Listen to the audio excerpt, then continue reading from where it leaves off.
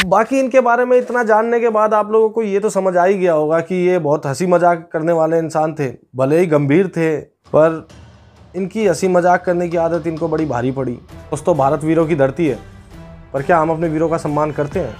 इसी सवाल के साथ बात करेंगे आज अपने फील्ड मार्शल सैम मानेकशॉ की, जिसे फील्ड मार्शल की उपाधि के साथ भारत सरकार ने नवाजा और बाद में उसे बुला दिया। नमस्कार, मैं विकास स्वागत करता हूं अपने इस चैनल पर। इस चैनल से जुड़ने के लिए बहुत बहुत धन्यवाद। तो चलिए शुरुआत करते हैं आज की वीडियो की। जुड़े रहेगा अंत तक, और वीडियो अच्छी लगे तो प्लीज़ लाइक करना, शेयर करना और सब्सक्राइब करना। हम ऐसी वीडियो आपके लिए लाते रहते हैं।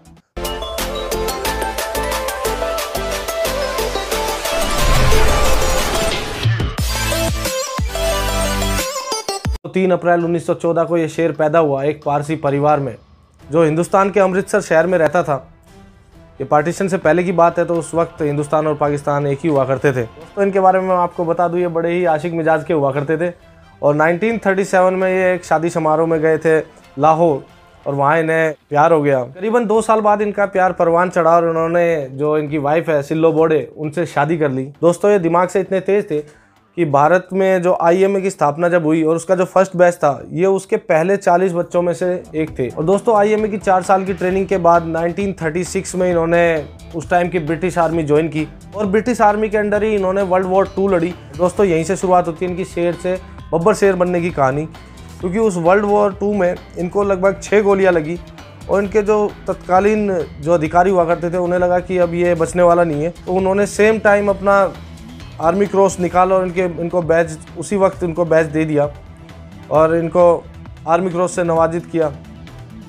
उन्हें लगा कि ये बचेंगे नहीं, बट हाँ, इनके जो अर्दली थे उन्होंने इन्हें कंधे पे उठाया और डॉक्टर के पास ले गए। डॉक्टर ने भी ये सोचा था कि भाई ये बचेगा नहीं, बट जो इनके अर्दली थे जो इन्हें बहुत प्यार करते थे, क्योंकि ये भी अपने जूनियर्स से बहुत अच्छे से बात करते थे, रहते थे, तो उन्होंने डॉक्टर को गन पॉइंट पे लिया और बोला कि अगर आपने इन्हें नहीं बचाया, मैं अपने कंधे पे इनको डाल के लाया हूँ, और मैं सिर्फ ये सोच के नहीं रह सकता कि मेरे जो अधिकारी है वो सिर्फ इसलिए मर गए कि आपने उनका इलाज नहीं किया। तो उन्होंने डॉक्टर को गन पॉइंट पे लिया, बेमन से उन्होंने, जो डॉक्टर थे उन्होंने इनका इलाज किया। फाइनली इनकी जान बच गई। उसके बाद डॉक्टर आए इनके पास, उन्होंने पूछा, बेटा आपको क्या हुआ था? तो इन्होंने हंसते हुए बोला, गधे ने मुझे लात मार दी। एक्चुअली में गधा नहीं, खच्चर, उन्होंने बोला था कि खच्चर ने मुझे लात मार दी। तो इनका व्यक्तित्व जो था काफ़ी हंसी मजाक करने वाला हुआ करता था। आज़ादी के बाद इन्हें भारतीय सेना की कमान इनके हाथ में आई, और इन्हीं के नेतृत्व में भारत ने 1965, 1971 और बांग्लादेश जो पार्टीशन हुआ था वो इनके नेतृत्व में ही भारत ने विजय प्राप्त की। उसके बारे में भी बात करेंगे, बट फिलहाल इनके बारे में कुछ घटनाएँ जो हैं वो बहुत प्रचलित है, बहुत फेमस है, जो मोस्टली लोगों को पता भी है। कहें तो ज़्यादातर लोगों को पता भी नहीं है, क्योंकि इनकी शख्सियत के बारे में हिंदुस्तान का 10 से 15% लोग ही जानते हैं, क्योंकि इनको बुला दिया गया भारतीय गवर्नमेंट के द्वारा। एक ऐसा शेर जिसने भारत की छाती को 56 इंच का कर दिया, एक ऐसा युद्ध जीता जो 1 हफ्ते में पाकिस्तान को घुटने टेकने पर मजबूर कर दिया और बांग्लादेश का निर्माण किया। आगे वीडियो में आप जानेंगे कि ये हुआ कैसे, पर उससे पहले जो ये कुछ घटनाएं इनके बारे में जानी जाती है, जो फेमस है, उनके बारे में बात करते हैं। मानेकशॉ वो इंसान थे जिनके बारे में कहा जाता है कि इंदिरा गांधी भी इनसे डरती थी। एक बार राजनीतिक गलियारों में ये अफवाह उड़ गई कि सैम मानेकशॉ तख्ता पलट करना चाहते हैं और देश पे कब्जा करने वाले हैं, क्योंकि पाकिस्तान में इतिहास रहा है कि वहाँ पे आर्मी का ही शासन रहा, और वहाँ पे जो राजनीतिक हुआ करते थे उनको आर्मी वाले हटा के उस पर कब्जा कर लेते। तो इंदिरा गांधी जी को भी यही लगा कि हिंदुस्तान पे सैम मानेकशॉ का पूरा कंट्रोल है, इंडियन आर्मी पे, और वो तख्ता पलट करने की कोशिश कर रहे हैं। तो जैसे ही ये बातें गर्म हुई तो सैम मानेकशॉ को पता चला, तो उनको आया बड़ा गुस्सा भाई। वो सीधा पहुँचे इंदिरा गांधी के कैबिन में और सीधा जाके उनको बोला कि मैडम, आपकी नाक बड़ी है और मेरी भी, और मेरी आदत नहीं है किसी दूसरे के मामले में अपनी नाक को अड़ाना। तो ये थे हमारे सैम मानेकशॉ, जो इतने जिंदा दिल थे और इतने मतलब भयमुख थे कि अपने उस वक्त की प्रधानमंत्री के सामने सीधा जाके उन्होंने ये बोल दिया था कि मैं किसी की आपसी काम में नाक नहीं अड़ाता हूँ, मैं अपनी आर्मी का नेतृत्व करने में बहुत खुश हूँ। एक और किस्सा इंदिरा गांधी के साथ इनका बहुत फेमस हुआ। 1971 में जब पाकिस्तान का जो प्रधानमंत्री था याया खान, उसने बांग्लादेश में कत्लेआम मचा रखा था, तो इंदिरा गांधी ने इनको बुलाया और बोला कि पाकिस्तान पर अटैक कर दे। तो इन्होंने साफ उस वक्त उनको मना कर दिया कि भारतीय सेना लड़ाई के लिए तैयार नहीं है, और अगर इस वक्त हम अटैक करेंगे तो भारतीय सेना ज़रूर हार जाएगी। तो इस पर इंदिरा गांधी को बड़ा गुस्सा आया और उन्होंने इनको बोला कि ऐसा क्यों कह रहे हो आप। तो इन्होंने सिंपली एक जवाब दिया बड़े हंसते हुए कि मैडम आप मेरा इस्तीफ़ा कैसे मंजूर करना चाहेंगे, जैसी आप चाहें मैं वैसे दे देता हूँ, पर मेरे हिसाब से अभी भारतीय सेना तैयार नहीं है। तो उसके बाद इंदिरा गांधी ने भी थोड़ा विचार विमर्श किया और बातें करने के बाद डिसाइड हुआ कि जो पाकिस्तान पर अटैक करने की डेट है उसको आगे बढ़ा दिया जाए। तो इसके बाद 6 महीने लगे। 6 महीने तक इन्होंने अपनी आर्मी को तैयार किया और अपनी प्लानिंग बहुत अच्छे से प्लान किया। 6 महीने बाद फिर से इंदिरा गांधी ने इनको बुलाया और पूछा कि सैम क्या भारतीय सेना तैयार है। तो कहते हैं कि उस टाइम इन्होंने हंसते हुए बोला sweetie I am always ready. एक भारतीय सेना का अध्यक्ष और हमारी प्रधानमंत्री को स्वीटी कह के बोले, ये भी एक हास्यात्मक बातें हैं, बट इससे भी ये सामने आ जाता है कि ये बड़े हंसी मजाकिया इंसान थे, बहुत जिंदा दिल इंसान थे। इसके बाद तो सभी जानते हैं कि एक हफ्ते तक हिंदुस्तान पाकिस्तान की लड़ाई चलती रही और एक हफ्ते बाद ही हिंदुस्तान ने उस जंग को जीत लिया और याया खान की जो आर्मी हुआ करती थी, पाकिस्तान आर्मी, उसने के 90,000 सैनिक ने सरेंडर किया और उसके बाद उनको हिंदुस्तान में टेंटों में रखा गया था।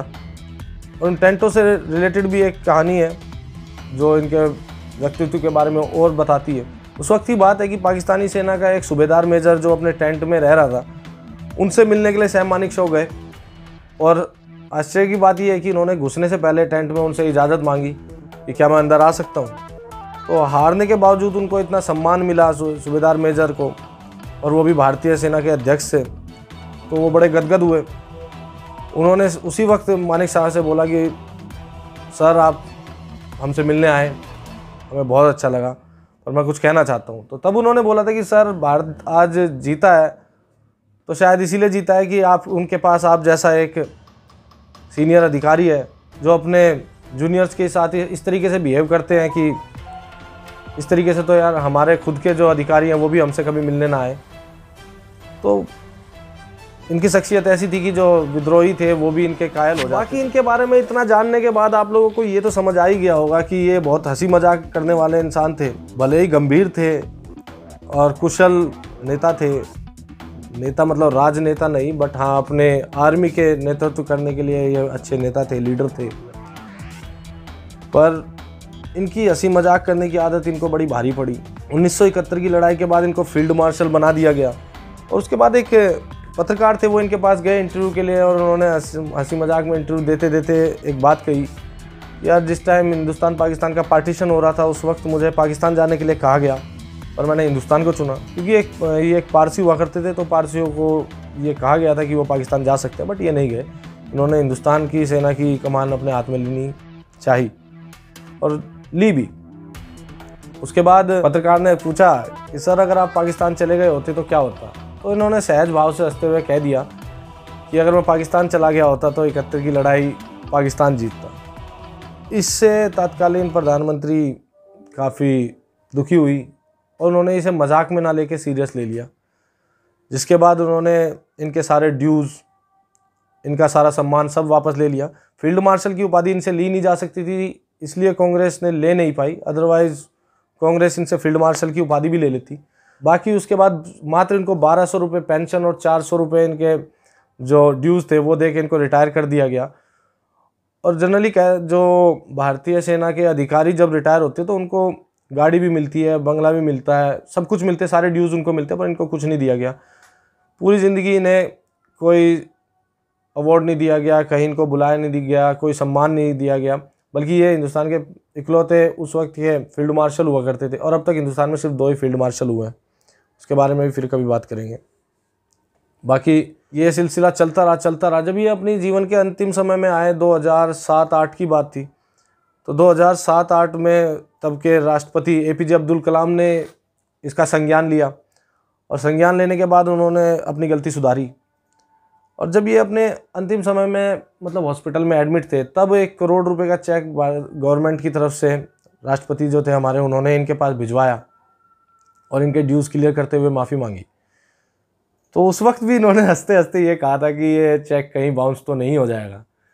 तो ऐसे थे हमारे फील्ड मार्शल मानेकशॉ साहब।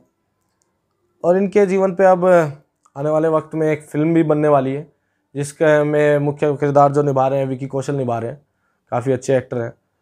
तो इनके बारे में और जानने को मिलेगा, कुछ छोटी छोटी बारीकी चीज़ें जो हमने कहीं मिस कर दी वो आप इसको इस मूवी में देख सकते हैं।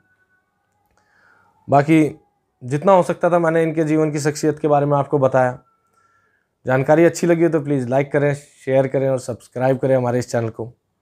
ऐसी ही जानकारी भरी इतिहास की कुछ बातें हम लेके आपके लिए आते रहेंगे। तो दोस्तों अंत करते हैं अपनी इस वीडियो का और फिर मिलते हैं अपनी नई वीडियो के साथ। तब तक के लिए बाय, गुड नाइट।